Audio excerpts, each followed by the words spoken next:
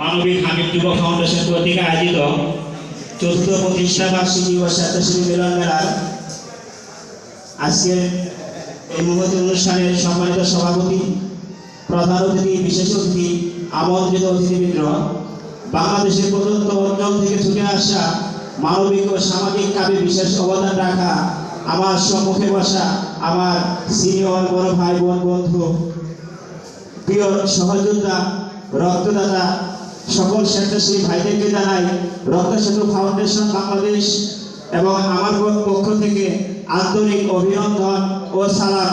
আসসালামু আলাইকুম ওয়া রাহমাতুল্লাহ। আপনারা কেমন আছেন সবাই? মানবতা যদি বট গাছ হয়, স্বেচ্ছাসেবীরা তার শাখা প্রশাখা, আর রক্তদাতা হলো তার প্রাণ। সংগঠন হাজারো থাকুক, মিলেমিশে করি কাজ, গাই আমি মানবতার গান। সম্মানিত উপস্থিতি, আমি ধন্যবাদ জানাচ্ছি আজকের এই মিলন মেলার হামিদ যুব ফাউন্ডেশনের সম্মানিত প্রতিষ্ঠানের সভাপতি সবুজ মোল্লা জিকু ভাই, যিনি আমাদেরকে এক করার জন্য আজকে তার এই সংগঠনের পক্ষ থেকে একটি মিলন মেলা ডেকেছেন, যেন আমরা বাংলাদেশে, আমি যতটুকু জানি সম্ভবত 41-এর উপরে সংগঠন আজকে এখানে এসেছে।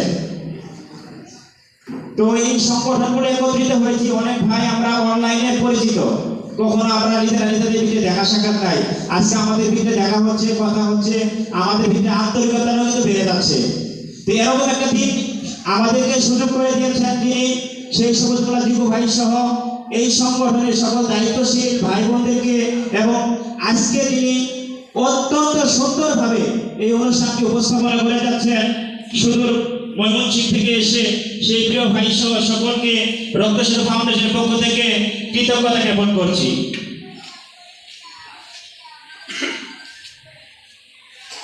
পেরিয়ে এসেছি সুদীর্ঘকাল, মিলন মেলায় আনবো সকাল। যদি লক্ষ্য থাকে অটুট, বিশ্বাস হৃদয়ে, হবেই হবে দেখা, দেখা হবে মানবতার হৃদয়ে।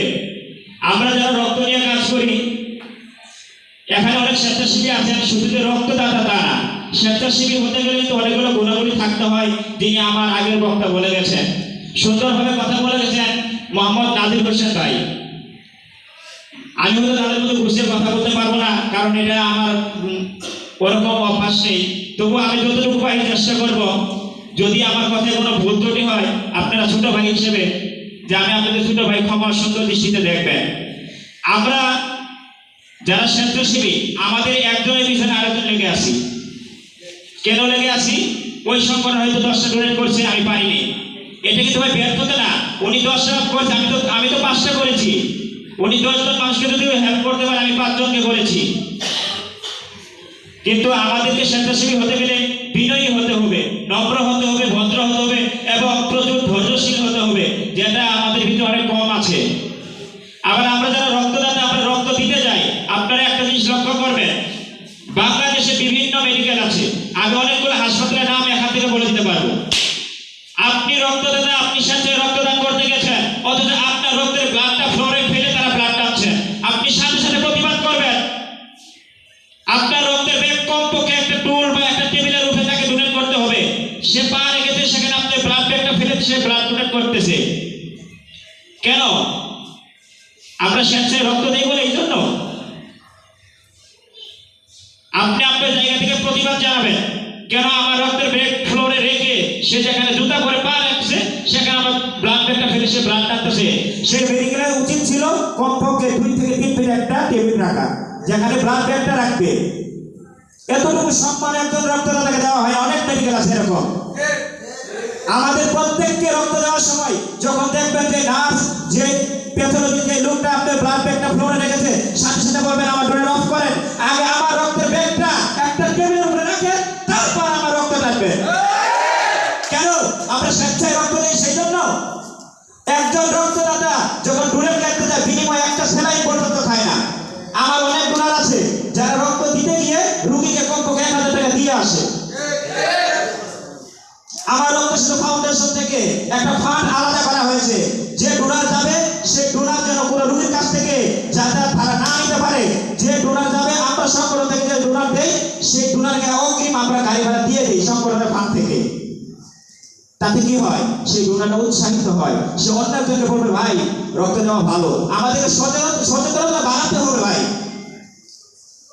আবার কিছু কিছু আমার সাবারের কথা বলছি, কিছু কিছু মেডিকেল আছে ভাই, যারা রক্ত দাতা যখন যায় তাকে নিম্নতম একটু রেসপন্স করে না, আর বলে কি আপনার তো ঝামেলা। আরে ভাই ও ঝামেলা করতে গেছে বলে তোমার মেডিকেল 2,500 টাকা ক্রস মেশিনের জন্য নিচ্ছে।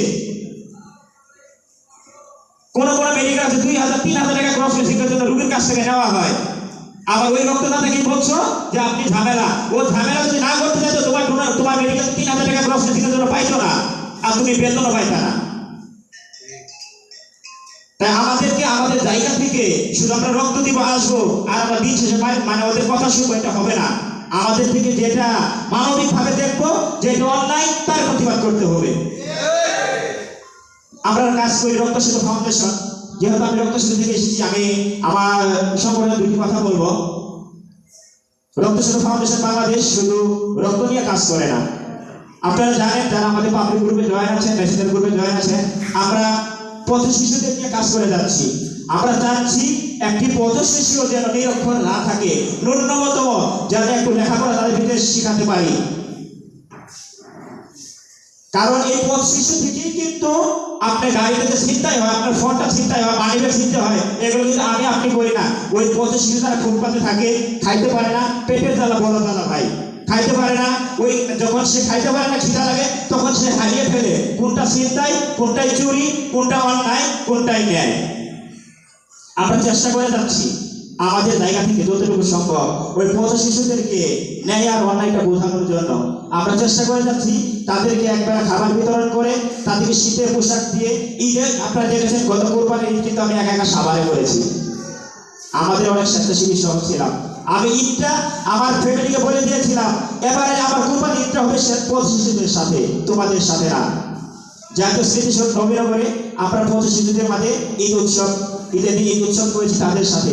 আমরা চেষ্টা করেছিলাম তাদেরকে একবেলা সুন্দরভাবে খাওয়াবার এবং তাদেরকে ঈদের যে একটা উৎসব, তাদের কিছু কসমেটিক্স, কিছু মেহেদি যারা পায় না সচরাচর গরিব পথ শিশু থাকে, তাদেরকে আমরা চেষ্টা করছি দেওয়ার জন্য এবং কন্টিনিউ সেটা করে যাচ্ছি। আমরা চেষ্টা করে যাচ্ছি যারা সমাজে ছিন্নমূল তাদেরকে কিছু উপহার দেওয়ার জন্য, যারা তারা কিছু একটা ছোটখাটো একটা ব্যবসা করে যেতে পারে। আপনারা দেখেছেন বাংলাদেশে যে দুর্যোগ এসেছিল বন্যায় কবলিত, আমরা ফেনী, নোয়াখালী মানুষ, কুমিল্লা মানুষদেরকে বন্যায় ত্রাণ বিতরণ করেছি। আমরা ময়মনসিংহ শেরপুরে যে একটা বন্যা হয়, ভয়াবহ বন্যা হয়ে গেছে, সেখানে রক্ত সেতু ফাউন্ডেশন 18টা পরিবারকে আর্থিক সহযোগিতা দিয়েছে। গণ অভ্যুত্থান জুলাইয়ে আহত ছাত্রদের মাঝে যারা চিকিৎসায় ছিল তাদের জন্য রক্ত সেতু ফাউন্ডেশন আলাদা ফান্ড করে তাদেরকে আর্থিকভাবে সহযোগিতা করেছে। আমরা চেষ্টা করে যাচ্ছি। আমাদের সংগঠনের বয়স অল্প, এখন 1 বছর হয়নি ভাই। ফেব্রুয়ারি 21 তারিখে আমাদের লোগো উন্মোচন হয়, 28 তারিখে সংগঠনে পাবলিক গ্রুপ চালু হয় এবং 29 তারিখে আমাদের সংগঠনের সম্পূর্ণ কাজ পরিচালনা করা হচ্ছে।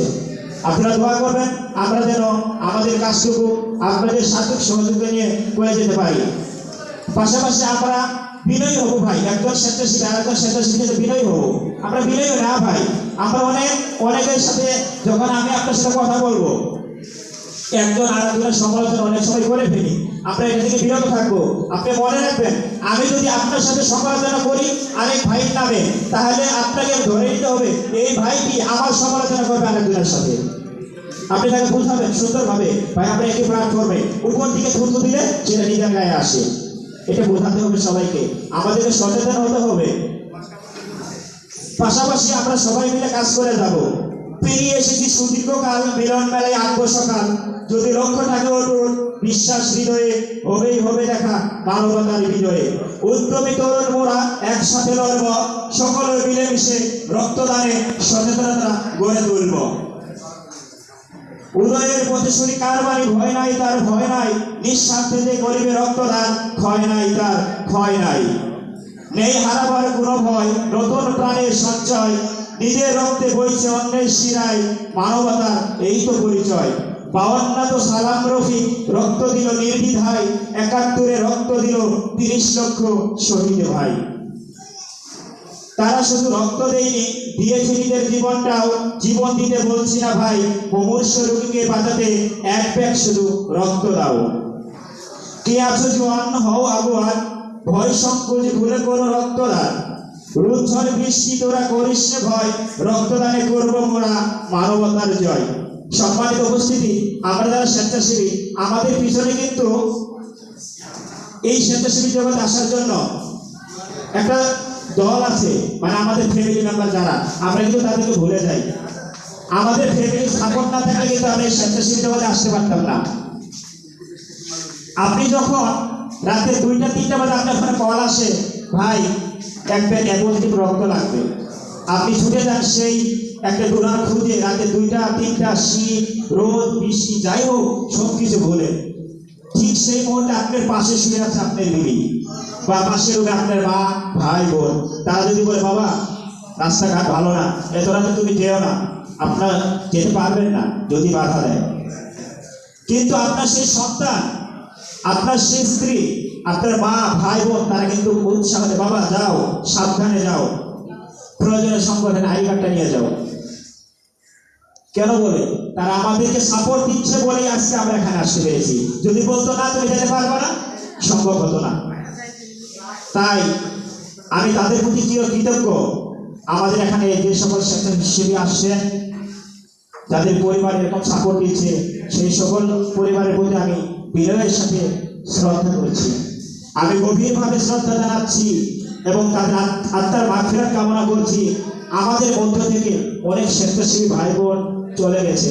আপনারা জানেন, গত 1.5 বছর আগে ঢাকাতে একজন ভাই তার বন্ধুর ছোট বোনকে ব্লাড দিতে গিয়ে ব্লাড ডোনেট করেছে। 3 তলা থেকে সম্ভবত বা 4 তলা থেকে নামার পথে সিঁড়িতে মাথা ঘুরিয়ে পড়ে গেছে। তারপর ঢাকা মেডিকেলে নেওয়ার পর সেই ভাইটি মহান আল্লাহ তাআলা ডাকে পর হয়ে চলে গেছে। এরকম অনেক রক্তযোদ্ধা আমাদের মাঝ থেকে হারিয়ে গেছে। হয়তো একদিন আমিও চলে যাব, আপনিও চলে যাবেন সময় অনুযায়ী। সেই সকল ভাইদের আত্মার মাগফিরাত কামনা করছি। একজন বাবা বা একজন স্বামী যখন মেডিকেলে এক ব্যাগ ব্লাডের জন্য হতভম্ব হয়ে যায়, ব্লাড দিতে পারছে না, মুমূর্ষু রোগী, ডাক্তার বলছে এই মাটিতে ব্লাড না পেলে আপনার রোগীটি মারা যাবে, ঠিক সেই মুহূর্তে সামাজিক যোগাযোগ মাধ্যম বা অনলাইন পাবলিক গ্রুপগুলোতে একটি রিকোয়েস্ট আসে, এক ব্যাগ অ্যাপোজিটিভ রক্তের প্রয়োজন। ওই একটি মুমূর্ষু রোগীকে বাঁচাতে আমরা হাজারো স্বেচ্ছাসেবী ছুটে যাই এক ব্যাগ রক্ত দেওয়ার জন্য। আমাদের এই কার্যক্রম, সকল স্বেচ্ছাসেবীর এই কার্যক্রম অব্যাহত থাকুক। আমি ধন্যবাদ জানাচ্ছি আজকের এই অনুষ্ঠানের উপস্থাপক এবং অনুষ্ঠান কর্তৃপক্ষ আয়োজক সবাইকে। আমার রক্তশিশু ফাউন্ডেশন বাংলাদেশ পরিবারের পক্ষ থেকে আপনাদেরকে আবারও শুভেচ্ছা জানিয়ে আমার সংক্ষিপ্ত আলোচনা এখানে শেষ করছি। সবাই ভালো থাকবেন, সুস্থ থাকবেন এবং মানবতার পাশেই থাকবেন। আসসালামু আলাইকুম। অসংখ্য ধন্যবাদ।